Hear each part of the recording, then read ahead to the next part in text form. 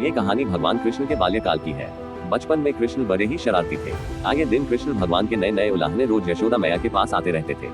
इन्हीं उलाहनों से तंग आकर एक दिन यशोदा मैया छड़ी लेकर कृष्ण भगवान के पीछे दौड़ी थी और मैया से भगाते भगाते गोविंदा एक कुम्हार के घर घुस गए। उस वक्त कुम्हार अपने काम में व्यस्त था, पर जब कुम्हार की दृष्टि भगवान पर पड़ी तब वह बड़ा ही प्रसन्न हो उठा।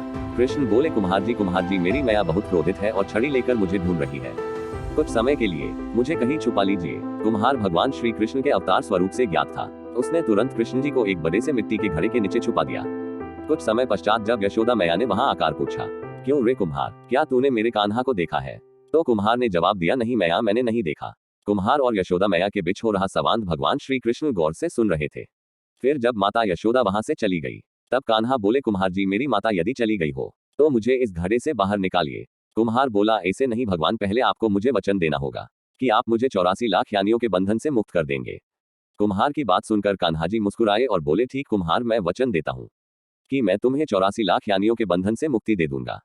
अब तो मुझे बाहर निकालो। कुम्हार बोला, मुझे अकेले को नहीं महाप्रभु, मरे पूरे परिवार को भी 84 लाख यानियों के बंधन से मुक्त करने का वचन दीजिए, तो ही मैं आपको घड़े से बाहर निकालूंगा। इस पर कृष्ण बोले, ठीक भैया, मैं उन्हें भी 84 लाख यानियों के बंधन से मुक्त करने का वचन देता हूँ। अब तो बाहर निकाल दो। अब कुम्हार बोला, बस प्रभु जी, एक विनती और है, उसे पूरा करने का वचन देते हैं तो मैं आपको घड़े से बाहर निकाल लूंगा। कृष्ण बोले, अब वह भी बता दो। कुम्हार ने कहा, हे प्रभु जी, जिस घड़े के नीचे आप छुपे हैं उस घड़े को बनाने के लिए अजोइक लाई गई मिट्टी मेरे बैलों पर लाद कर लाई है। आप मेरे उन बैलों को भी 84 लाख यानियों के बंधन से मुक्त करने का वचन दीजिए।